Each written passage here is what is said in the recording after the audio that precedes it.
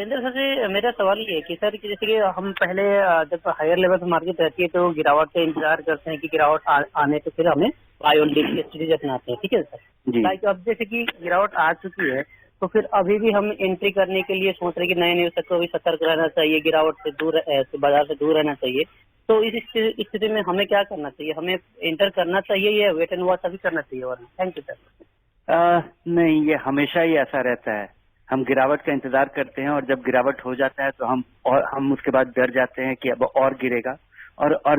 और हमेशा ये जो और इस डर का कारण है, स्टॉक मार्केट सीढ़ियों से जाता है और बिल्कुल लिफ्ट में सीधे धड़ाम से नीचे आता है। और वो जो रफ्तार होता है गिरने का, वो काफी डरावना होता है और हमें पता नहीं होता है कि कब अब पूरी तरह गिर चुका है। हो सकता है अभी पूरा गिरा नहीं हो। अभी भी बहुत सारे कारण हैं जिसकी वजह से बाजार में गिरावट हो। इस साल कंपनियों का हमें पता है कि एक साल का जो सेल्स है वो खत्म हो गया। हो सकता है बहुत सारी कंपनियों का मुनाफा गायब हो जाए।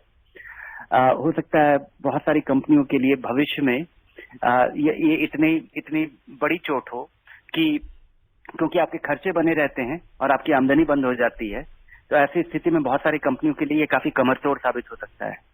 बहुत सारी कंपनियों के लिए ये इसका नुकसान होगा, लेकिन शायद वो मजबूत हो जाए क्योंकि जो छोटे मोटे कॉम्पिटिटर हैं, जो छोटे मोटे प्लेयर हैं, वो बाजार से गायब हो जाए।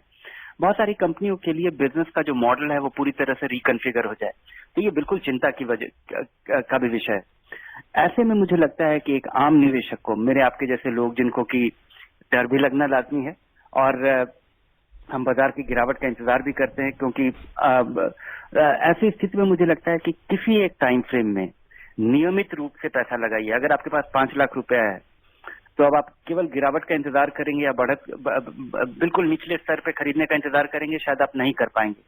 5 लाख रुपया है, 50,000 रुपया महीना, 10,000 रुपया 10 महीने में लगाएं। अगर आपको कम डर लगता है तब भी 6 महीने में लगाएं, और कम डर लगता है, आपको लगता है कि बिल्कुल नीचे आ गया, तब भी 2-3 महीने में इसको स्प्रेड करें वीकली बेसिस पे।